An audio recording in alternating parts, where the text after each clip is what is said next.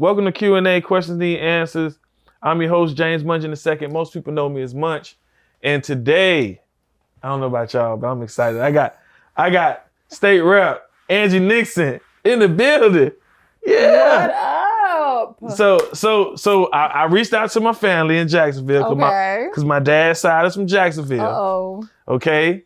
They stay in Moncrief. Okay. Mm-hmm. And they said, nah, Angie take good care of us. We good over here. Yes. So you know. I'm a Moncrief baby myself. Okay, literally, good. You know what I'm saying? Literally stayed on Moncrief. That's good. Cat Williams talked about Moncrief. Yes. Yeah. But Moncrief is a great place. It is a great place. It gets a bad rap. It gets a bad rap. It gets a bad rap. But it's a great place. Yes, it's a great I spent my 33rd birthday there. Okay. And yeah, I spent, with the fam. So yeah, I'm glad to have you on. Your Jesus year. Yeah. I was there. I was, I was there. We'll leave it at that. It was there. It was a good time. What happens on Moncrief stays on Moncrief. Stays on Moncrief, okay. You know what I'm saying? Right. But I had a good time. And so I'm glad that you're here. I'm happy to be here. At the bookstore. You're not no stranger to the bookstore. I am not. And I own a bookstore as well. Yes. I heard about that. So we'll get started by letting, our audience get to know you a little bit more. So before you became state rep, tell us a little bit about yourself. Yeah, so I am a community organizer, a union organizer. I am a wife, a mother of 5. I was the first organizer for Florida Rising back in Jacksonville, Florida, the first North Florida organizer. So super excited about that. Me and my daughter, we wrote a book when she was very young because she was very insecure about her hair and her skin color. And so we created a book, and from that, we would travel and really promote literacy. And so I've just really been an advocate since I graduated from college. I actually lost my cousin as well to school to prison pipeline. And so he was shot and killed. And so I felt like a lot of the issues that he went through, it started from his school not having the resources that they needed. And I was bused across town at a very young age. And so I was exposed to a lot of stuff. Mm-hmm. And so he got in trouble and for doing some of the same things that they would do at the school that I went to. But because we were number 1 in the nation at the time, they would get a slap on the wrist. Yeah. And so that coupled with later the advocacy around my daughter, just really got me involved in just community work and movement work. So what school you went to? 'Cause you said I went to Stanton College Preparatory High School, the number 1 school in the nation. But I'm talking about the college. College, I went to UF. I'm a graduate of the University of Florida. Go Gators. Oh, here they go. Go Gators. Yeah. Shout out, I know you had Representative Ashley Gann on recently. Yes. She is a graduate of the University of Florida as well. Yes, we attended at the same time. Oh, that's dope. That's good. That's a good thing to know. Yeah. But there's a good company there. Yes, you know it is. And now we serve in the state legislature together. So my question is, how do you balance? How do you balance? You said a mother of 5. Yes. Me and my husband, we have a blended family, yes. Yeah, because when you said mother of 5 the other day on the video, I said, mother of 5? Yeah. My first time seeing you was after you made that face behind Ron DeSantis. Ron. Mm-hmm. It was Edward when the shooter was at Edward Waters. So well, they were gonna shoot up Edward Waters, but it got ran off and did it at the Dollar General. Yes. So how long have you been in the state legislature? Yeah, I've been there 6 years. Okay. But I've been a community organizer for nearly 2 decades now, but I've served for the past 6 years in the State House. So I had the opportunity to run for a final term, but I chose to do something different. I was trying to figure it out, and I told the people to tell me where they wanted me to go. I actually traveled across the state to figure it out, and they told me to run for U.S. Senate, and here I am. So when you was organizing, right, what were some of the things you were organizing around outside of the union? Because you said you was a union organizer too. So I was able to help expand increase the minimum wage. I was one of the statewide organizers on there. I worked for SEIU Florida at the time. Mm-hmm. I also helped on Amendment 4, the automatic rights restoration work. Mm-hmm. And I also served as the statewide organizing director on the Medicaid expansion campaign for a little bit as well. And so I even while I was a union organizer, I did some work organizing and trying to get adjunct faculty to be able to get unionized, because some of the adjunct faculty, they don't get paid that much. Yeah. They work a lot of hours, and it's Mm-hmm. almost like a gig job. And so those were a few of the things that I've done. What made you cross over? Because a lot of us in the organizing world, we're kind of, for lack of better words, they kind of anti. Yeah. They don't, Politics. you know what I'm saying? So what made you make that crossover? So I actually ran for office right after graduating from college. And I interned with a city councilwoman who decided to resign and run for House District 14, which is the seat that I would later come to serve in. And so when she resigned, I saw people running for her city council seat, and they weren't speaking to the issues that I was going through as a single mom, because I was a single mom for 12 years. And so I decided to run for office then, because I just realized like I felt that was power, and it needed to be in the right hands of people who really cared about the community. I didn't win, but it opened up a bunch of doors. And so I was exposed to organizing after being involved in electoral politics. And so I come from it a little differently. Mm-hmm. But I know like that you need both. Mm-hmm. It's married, and it's really tough, because sometimes I get frustrated when movement folks are like, no, we don't have to worry about that. It's like, no, we want power in the hands of people. Mm-hmm. And I'm like proof positive of what happens when you are able to build up and train your organizers to become, your volunteers to become leaders, to become organizers, and then to want to run for office, yeah. right? And folks don't have to worry about the votes that I take, because I'm rooted in movement. I'm rooted in community. Yeah. I know my community is going to always have my back if I vote the right way. And I know they are going to call me out if I don't. Yeah. And so we need more organizers in politics. I feel we just need more everyday working people in politics. And that's basically the main platform that I'm really running on. Like, can you imagine, honestly, if more educators or more organizers, more bookstore owners, more bartenders, or, teachers, nurses, construction workers, custodians. Like, imagine if they actually were in office. Yeah. Think about the policies that they would pass. So I was a former single mom for 12 years. I am fully supportive and going to push for universal childcare. Yeah. Because I know what it's like to pay that childcare expense as a single mom, and even now as a wife. Like, I have a 5-year-old, and I'm still paying $1,000 a month. I was just about to say, that's almost like paying rent. Yeah, paying a mortgage. Actually, some people pay $2,400. Yeah. And so that it shouldn't be that way. And there's a ton of parents who stay at home and don't work because it's cheaper to just keep their children. Or there's some people who won't even start their families because of it, because they can't afford it.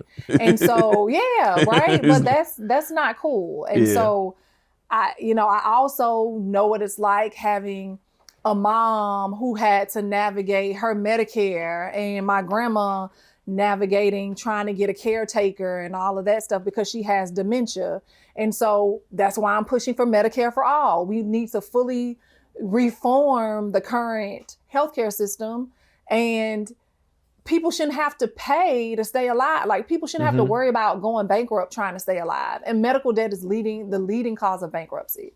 And so it's like, I have experienced all of these things, and I want to change it, right? And like, that's why I feel billionaires should not be running the show. And that's who's running the show right now in our country. How do you, since you speak on that fact and moving through these different seats, I'm a little ignorant when it comes to stuff. So when I see certain things, I have a lot of questions, right? So you've been on the front line for us in the state of Florida, right? So why the move to the Senate? Outside, of course, the people wanted you to go there, but like, why the move to the? What's the? I guess what I'm trying to say is, what's the strategy behind you going to the federal level as opposed to the state level? So right now, Donald Trump and Ashley Moody are causing so much harm to folks. And I feel like they're legitimately trying to return us back to the worst chapters of our past, of our history. And so you have Donald Trump saying things like he wants to make America great again. They want to return us back to the good old days.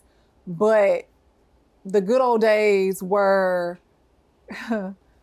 my mom drinking out of colored only water fountains, segregation, not having access to healthcare,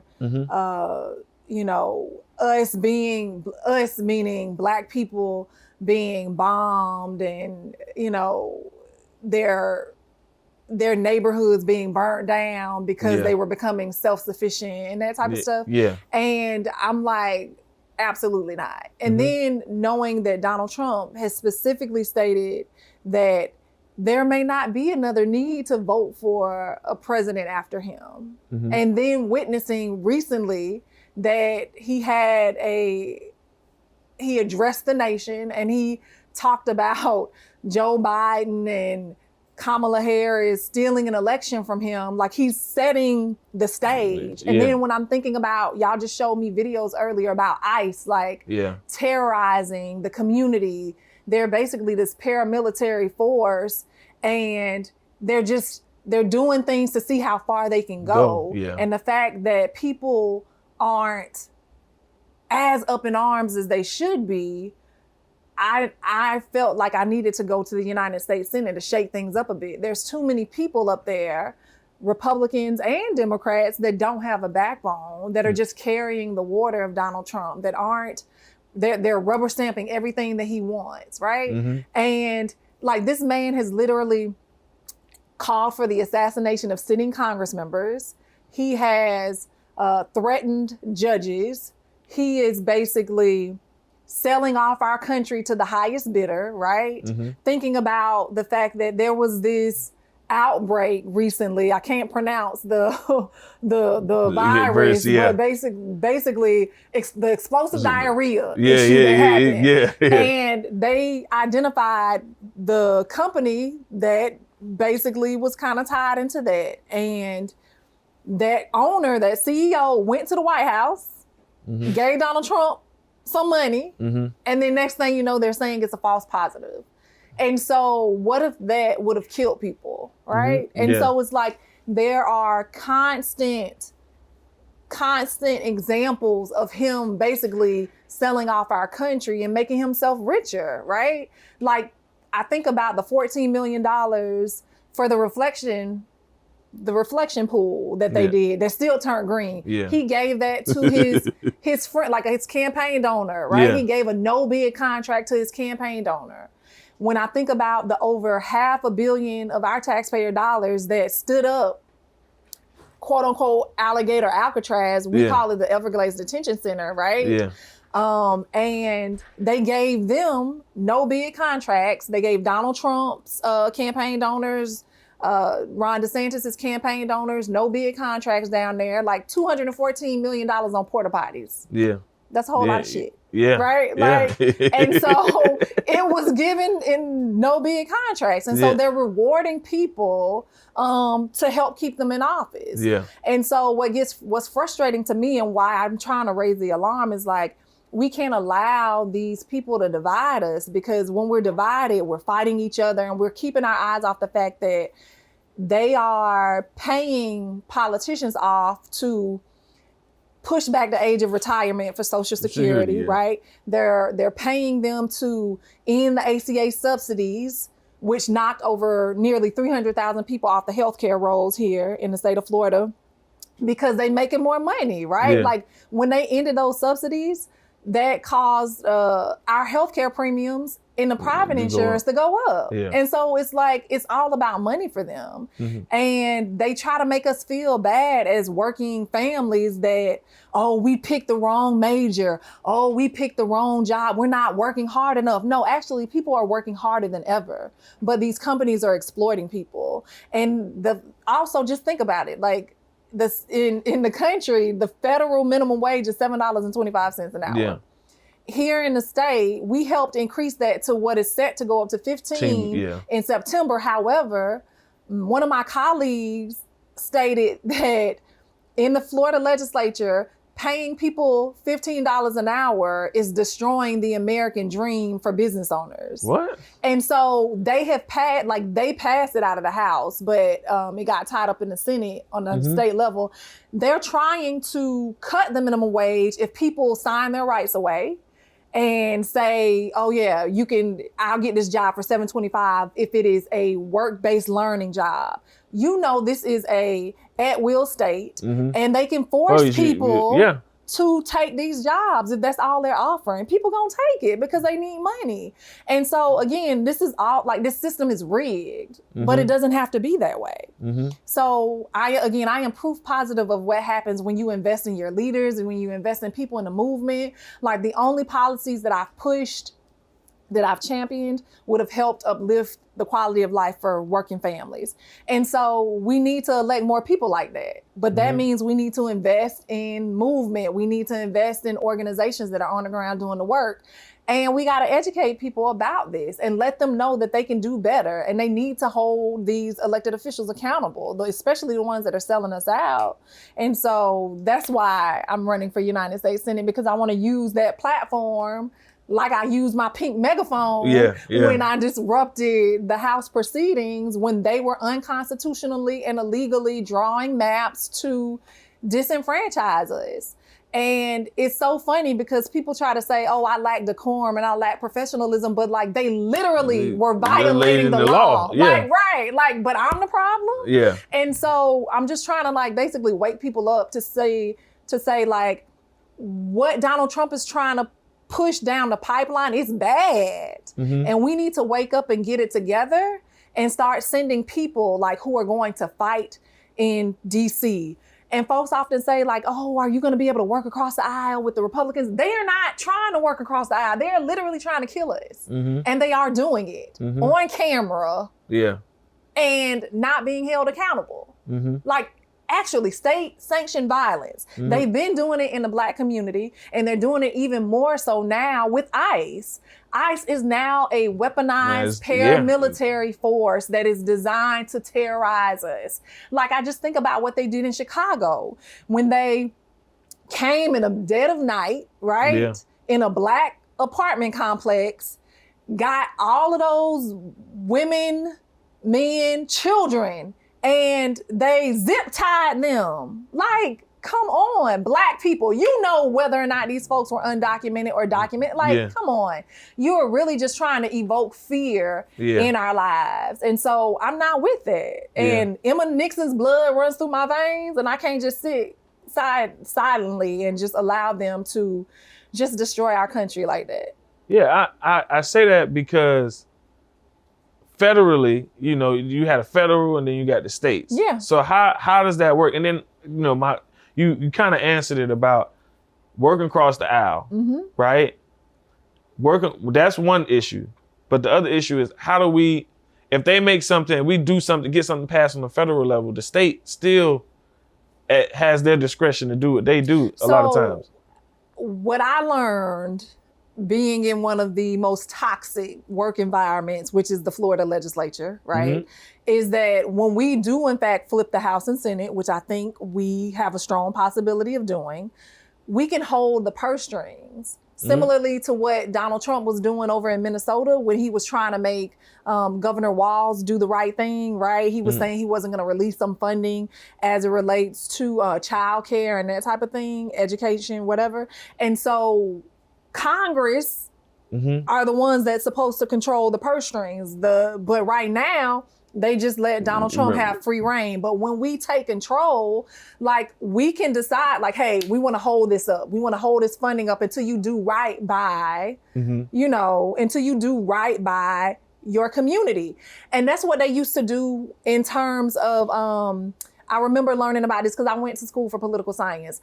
And so when they wanted to increase the age for, I believe it was for drinking, they said that they weren't going to give the states who didn't want to increase the age, right? They weren't going to give them money to expand their roadways, right? Money for roads and bridges and that type of stuff.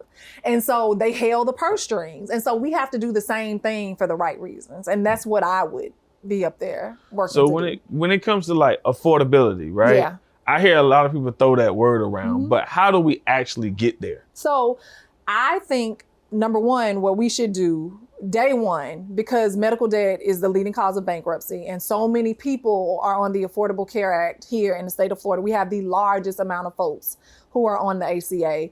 And then it also drove up everybody's premiums when the subsidies were not extended. On day one, I want to file legislation to extend the ACA subsidies and then demand that these health insurance companies open up re-enrollment to help drive down these premiums, right?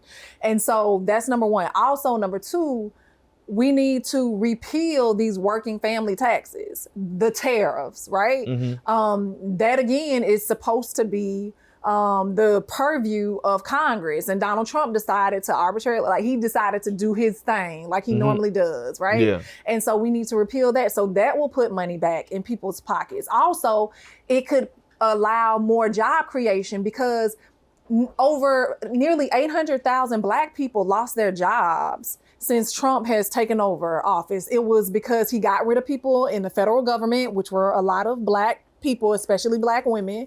And then when the tariffs were implemented, it slowed down transportation and warehousing jobs and that type of stuff. And a lot of Black folks lost their jobs from that, right?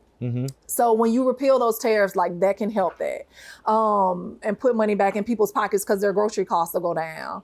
Also, we need to wind down on this war, right? When we do that, that'll help us drive down gas prices, and it'll also help us stop spending money to help these defense contractors get rich and to help Jared Kushner, who is Donald Trump's son-in-law, right? Like continue to make money. That man has clearance that he should not have. Why is he over there negotiating in the Middle East?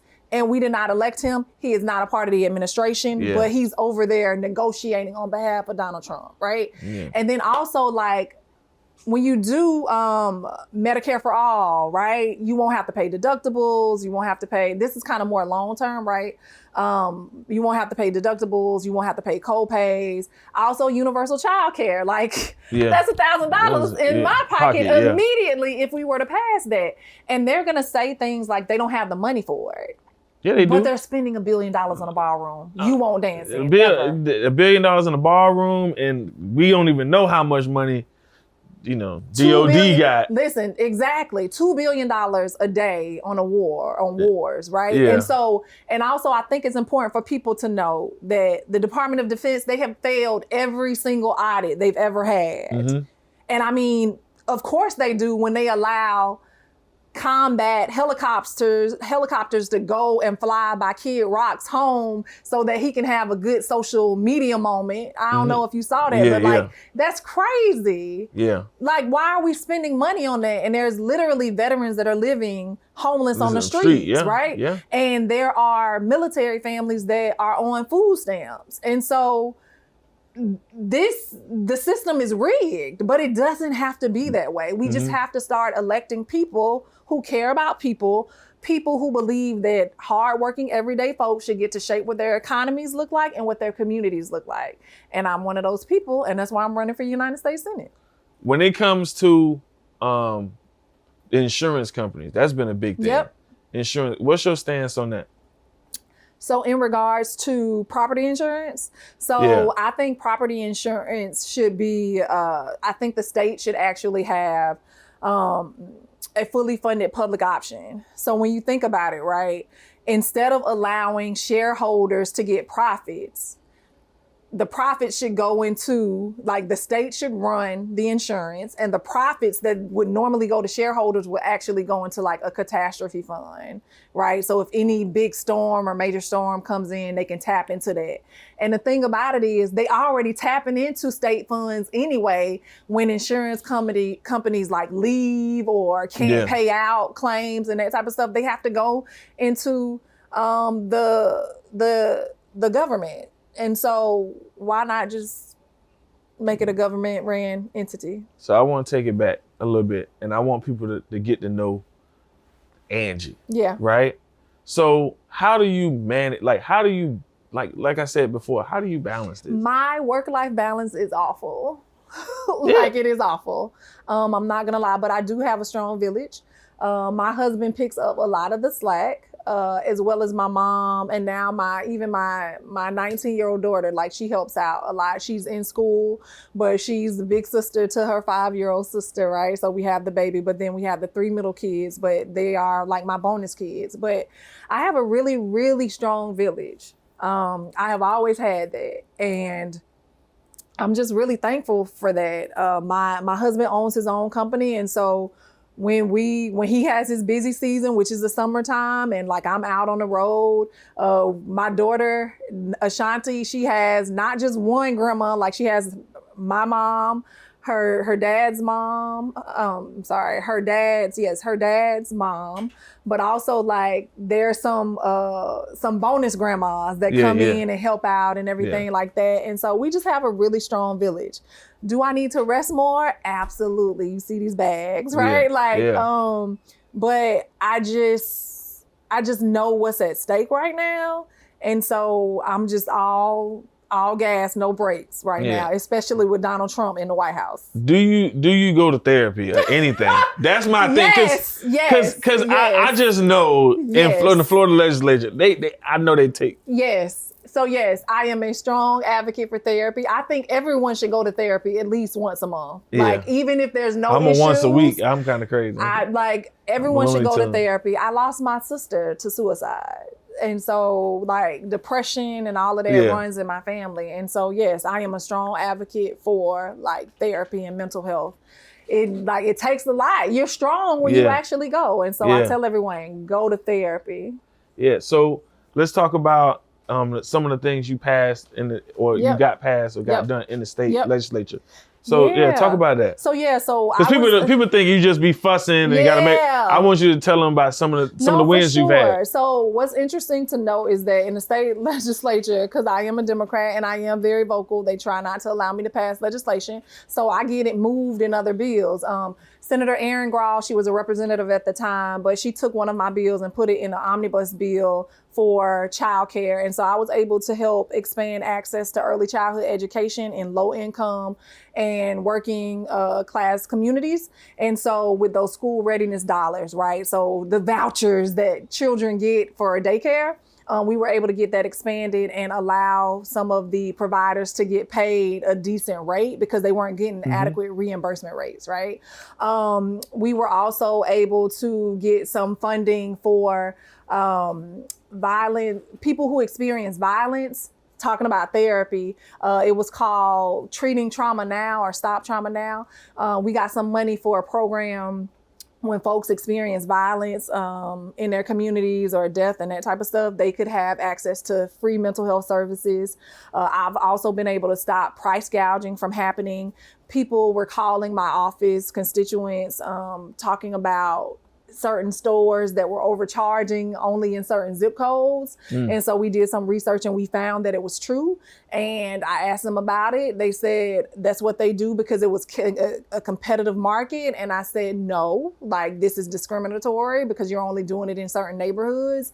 They told me they didn't want to change it. I threatened them. And the next weekend, it was fair pricing. And so we've also been able to help house hundreds of families when really bad landlords would jack up the rents. Also, there were a few times where a lot of people would be living in hotel rooms and the hotels were bought out or shut down. And so we would have to scramble and connect people to more permanent housing. So we've been able to do that. Also, Rick Scott, he wanted the unemployment system to fail. And so we've been able to help people navigate through that process as well. And so we do a lot of stuff, right? And I think it's really important to know that I've been doing things before I was in office. Like I stated earlier, helped increase the minimum wage as a statewide organizer, led the Medicaid expansion campaign for a while. I also worked on Amendment 4, helped pass the Jacksonville Human Rights Ordinance as an organizer while I was in Jacksonville. And so I do a lot, right? And even with my bookstore is not just a bookstore. It is also a community hub and a third space. We use it to give away free Plan B because a lot of folks don't have access to healthcare for women's healthcare. And so we do that. We also have mental health services, like we provide mental health workshops for folks. We have a mentorship program just for Black boys with Black men coming in and mentoring them. We have free tutoring. We have a free food pantry that's outside the shop that we also have we'll put diapers in there, adults, kids diapers, all types of things that people may need. And I use that as a place to organize because a lot of people who need those services, sometimes they're disconnected, they don't vote, they don't understand the direct correlation between who's in office and who's not. And so we agitate them around that, right? Like when you come in and you need services from us, I get your information and we have a conversation with you. Do you vote? Are you registered? Like, do you know that they're trying to stop Plan B, right? Like, do you know that? And when the government shutdown happened, we gave people box lunches, right? People who were furloughed, as well as people who had lost their SNAP benefits. And so I kind of use I organize the way in which I learned from the Black Panther Party, right? Like they saw children going to school hungry, so they started the free breakfast program. They saw people needed healthcare services, so they started those free healthcare clinics. And then they were able to actually agitate the folks and work to build power and start, getting them more politically active and that type of stuff. And so I try to use that the same way. And that also direct service and then advocacy. Mutual aid and advocacy, yes. Yeah. And then also my bookstore is across the street from a polling location. And so it just makes sense, right? And so I've been doing this type of organizing for nearly 2 decades. I'm going to continue to do it until I die, to really work to build power. You probably already said this, but what's your short term, because we done went through a lot. What's your short term goal running for office or in the Senate? And then what's the long-term goal that you have? Yeah, for sure. So my short-term goal is going to the Senate to help kind of right the ship, to be a stopgap, to really stop Donald Trump. Because again, I think he's not trying to leave. And we need to send people there who are bold, unapologetic fighters, because quiet status quo, timid leadership is not going to help us in this moment when these people are actively trying to kill us, right? I really don't want to be in the Senate that long. Like, for real, I have a 5-year-old. I miss the 19-year-old, the majority of her life, organizing. And so at most, right? So this is actually a special election. It's 2 years, right? And then another term, and I think I would be out. So 8 years is really all I want to do in the Senate, right? And also working to help mentor other people so that they can start taking positions on. I would like to just long-term stay in my bookstore and sell my coffee, right? And see my daughter grow up and travel. That's what I want long-term, and continue to really work and build more organizers who agitate and build power, and also get them to start running for office. That's long-term. That's a good long-term. You know what I'm saying? So tell the people why they should vote for you. Look, this your camera right here. So hey everyone, I am Angie Nixon. Folks should vote for me because I believe that government should work for us and not against us. And right now it's not. The economy should be working for everyone. And instead it's working for corrupt politicians like Ashley Moody and Donald Trump. And so if you are ready to build a new vision for this next 250 years in our country, one where every family has stability, one where every worker has dignity, and one where every young person has the opportunity to reach the true American dream, then you'll vote for me, Angie Nixon. I show up. I don't run from debates. I don't run from hard questions. I only run to the people of the great state of Florida. And so I am super excited to build not only a Florida, but an America for all. Please visit my website at angienixon.com. Follow me on social media at Angie for Florida. Let's win this thing come August 18th and then November 3rd. Looking forward to becoming your next United States Senator. Y'all heard it here first, okay? All right. I tell people this ain't an endorsement, but this is an endorsement. Them other people, we do not want them in office, okay? All right. We didn't try, this whole election season. If you've been catching the interviews, you've seen that we've had everybody, okay? Well, not everybody. We've tried to have almost everybody to give, make you make that decision. But y'all know what we're doing with the Senate, right? Let's do it. So U.S. Senate, I gotta have my Birdman hand run. We want Angie to get in there. And if you haven't already, follow, like, and subscribe on YouTube. Questions Need Answers is Q&A. Questions Need Answers on Instagram is Join Q&A. Facebook is Questions Need Answers. So check us out. Follow, like, and subscribe. See y'all when I see y'all. Peace. Bye.